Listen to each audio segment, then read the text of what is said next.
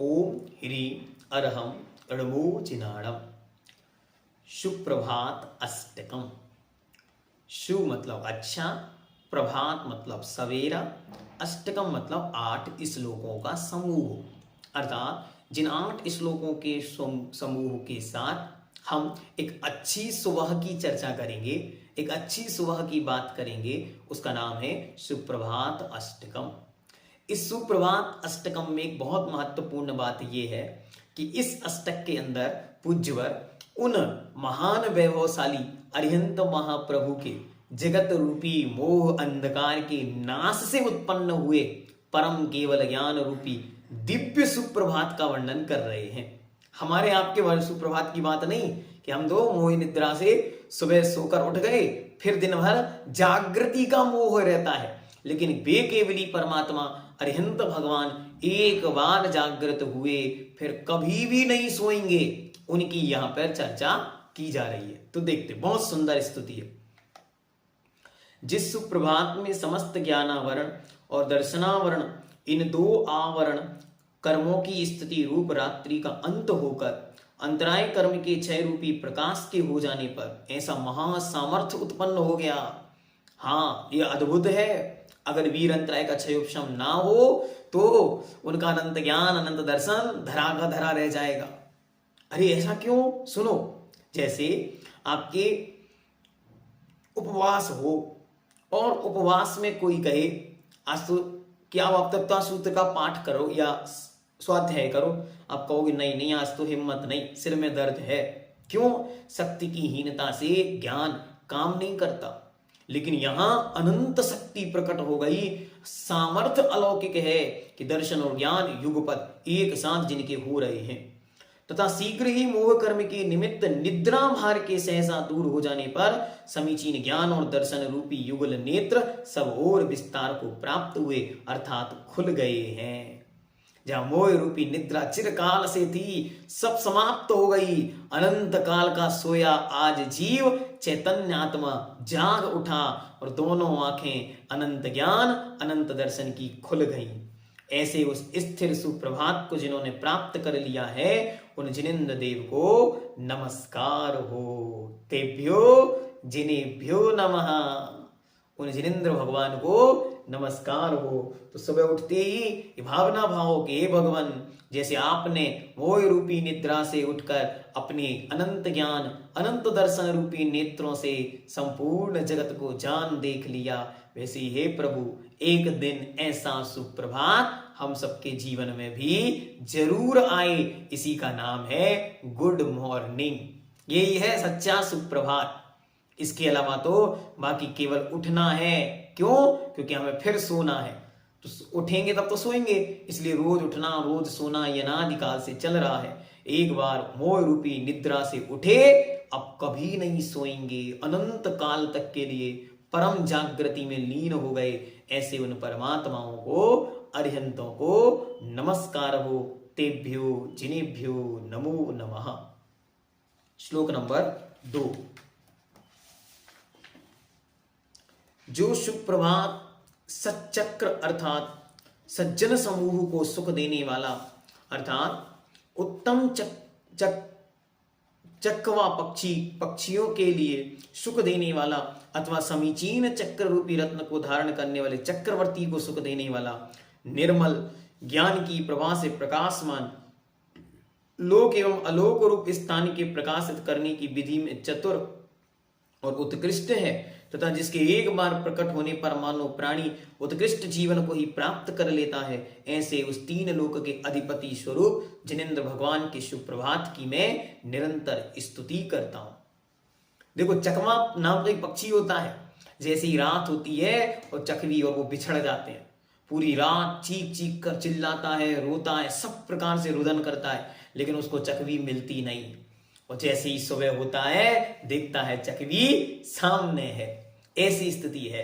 तो ऐसी ही मोह रूपी रात में प्राणी को अपनी भगवती आत्मा दिखाई नहीं देती और रोता है, बिलखता है, मांगता है, प्रार्थना करता है, याचना करता है, लेकिन उसे प्राप्त नहीं कर पाता। और जैसे ही मोह की निद्रा छूटती है, आंख बंद करता है, अपनी अहो भगवती अपने अंदर विराजमान है।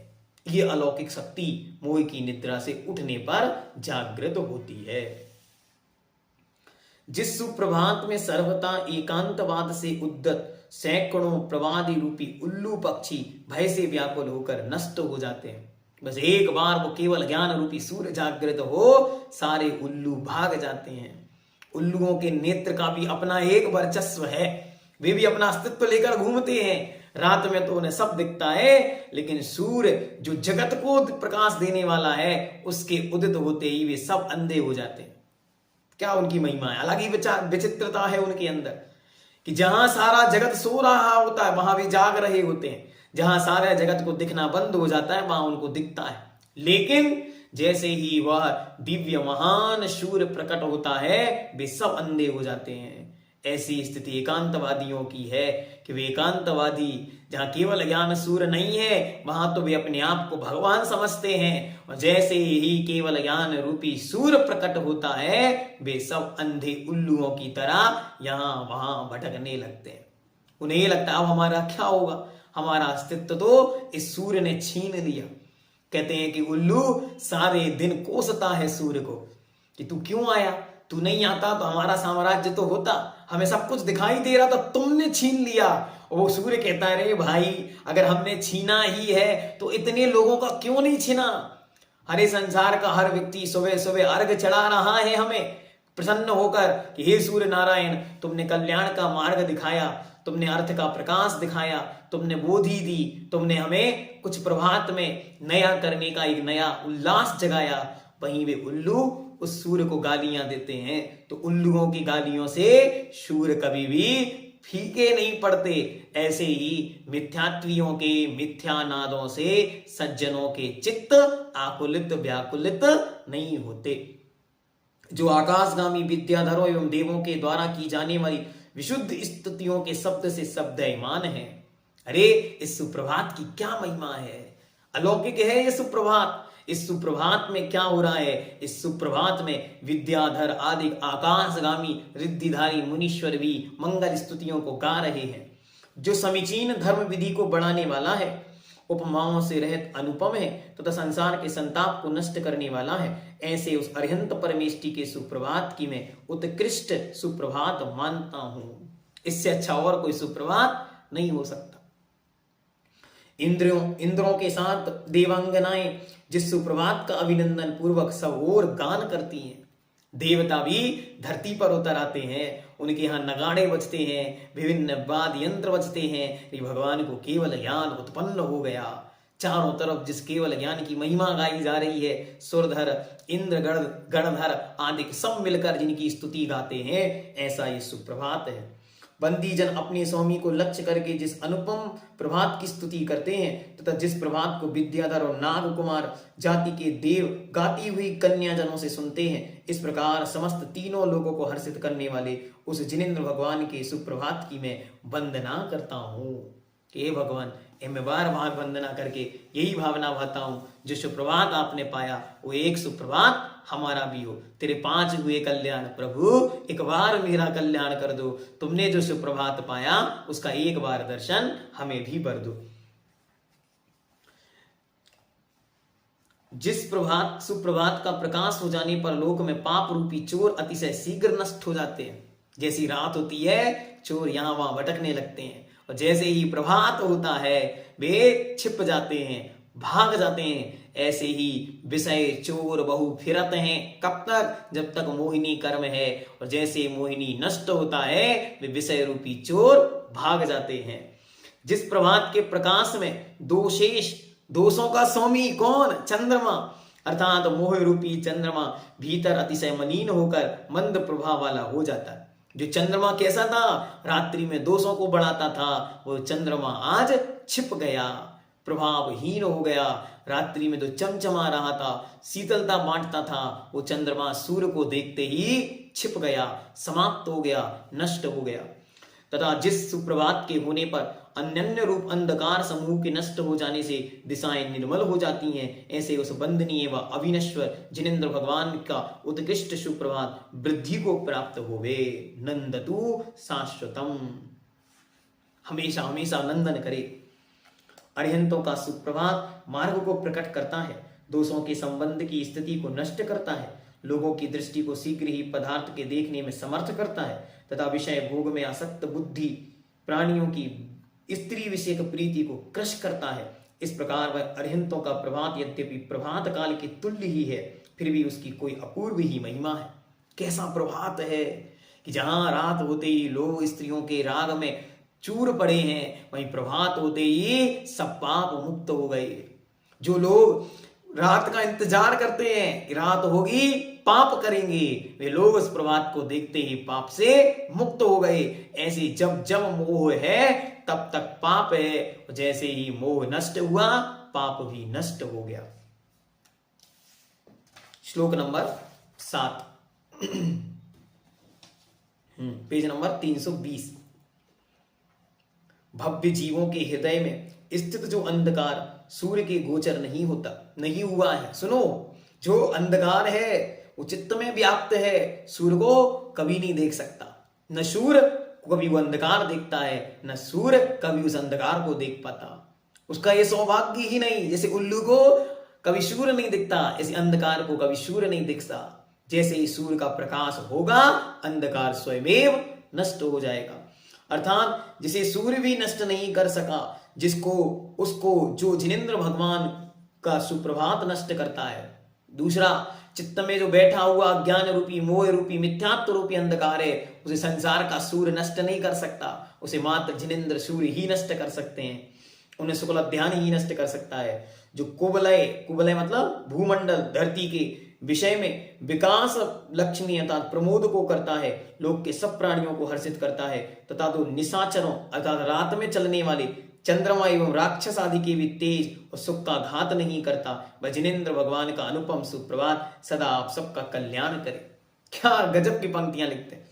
अरे चंद्रमा के प्रकाश को घात लेता है कौन? लोक का सूर्य। लेकिन जिनेंद्र भगवान का सूर्य चंद्रमा का घात नहीं करता। वो तो चंद्रमा भी उनके चरणों की वंदना करने आ जाता है। सबके लिए राक्षसों का नाश नहीं करता, बल्कि राक्षस भी वहां हाथ जोड़कर खड़े हो जाते हैं, हे भगवान हमें आपकी शरण प्रदान करो। लोक प्रसिद्ध प्रभात की अपेक्षा, लोक में जो प्रभात प्रसिद्ध है उसकी अपेक्षा जिनेंद्र भगवान के इस प्रभात में कुछ अपूर्वता है। वह इस प्रकार से प्रभात का समय केवल रात्रि के अंधकार को नष्ट करता है। वह जीवों के अभ्यंतर अज्ञान अंधकार को नष्ट नहीं कर सकता। वो प्राणियों के मोह को नहीं हर सकता। बाहर के अज्ञान बाहर के अंधेरे को हरता है, लेकिन अंदर के अंधेरे को तो वो हर नहीं सकता। किंतु जिनेंद्र भगवान का यह सुप्रभात भव्य जीवों के हृदय में स्थित उस अज्ञान रूपी अंधकार को भी नष्ट कर देता है। इसलिए अपूर्व है। न पूर्वम इति अपूर्वम, जो पहले कभी नहीं हुआ ऐसा है वह। लोक प्रसिद्ध प्रभात सफेद कमल को विकसित नहीं करता, क्योंकि सफेद कमल को कौन खिलाता है? चंद्रमा की चांदनी। बल्कि उसे मुकुलित ही करता है, उसे मुरझा जाते हैं वो जैसे ही सूर्य का प्रकाश होता है। परंतु जिनेंद्र भगवान का सुप्रभात उस कुवलय को अर्थात पृथ्वी के समस्त जीवों को विकसित प्रमुदित ही करता है। लोक प्रसिद्ध सुप्रभात निशाचरों अर्थात चंद्रमा चोर और उल्लू आदि के तेज को और सुख को नष्ट करता है, किंतु जिनेंद्र भगवान का वह सुप्रभात उनके तेज को और सुख को नष्ट नहीं करता, बल्कि उन्हें भी शरण देता है। इस प्रकार जिनेंद्र भगवान का यह पूर्व सुप्रभात सभी प्राणियों के लिए कल्याणकारी है। और अंत में क्या कहते हैं देखते, श्लोक नंबर 8। जिस सुप्रभात में भव्य जीव रूपी कमलों को आनंदित करने वाला केवल ज्ञान रूपी सूर्य उदय को प्राप्त होता है, तथा संपूर्ण जगत के जीव पाप कर्म के उदय रूप निद्रा से छुटकारा पाकर जागता है अर्थात प्रबोध को प्राप्त होता है, उस जिन भगवान के सुप्रभात की स्तुति रूपी इस सुप्रभात अष्टक को जो जीव निरंतर पढ़ते हैं उनका पाप शीघ्र ही नष्ट हो जाता है तथा धर्म एवं सुख वृद्धिगत होता है। इति सुप्रभात अष्टकम।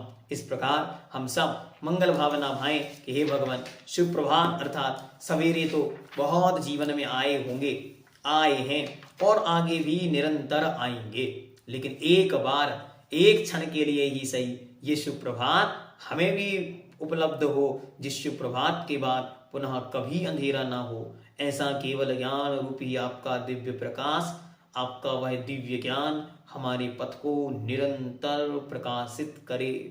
बस भगवान के सामने एक ही चीज मांगनी है, वो क्या? कि हे भगवान आपका प्रकाश निरंतर हमारे पथ को प्रकाशित करे। आपके अनंत केवल ज्ञान, उससे हमारा को कोई वास्ता नहीं, बस उस ज्ञान की एक किरण का अंश वो हमें मिल जाए। जो जन्म मरण क्षय करणम सिक्खा, जो जन्म मरण का क्षय करा दे, बस इतना सा प्रकाश हम सबको मिल जाए। जैनम जयतु शासनम तद्ध्यान तोस्तु सततम मम सुप्रभातम। हे भगवान, आपके पवित्र ध्यान में हम सबका प्रतिदिन का जो सुबह का समय है वह मंगलमय हो, मंगलमय हो, मंगलमय हो।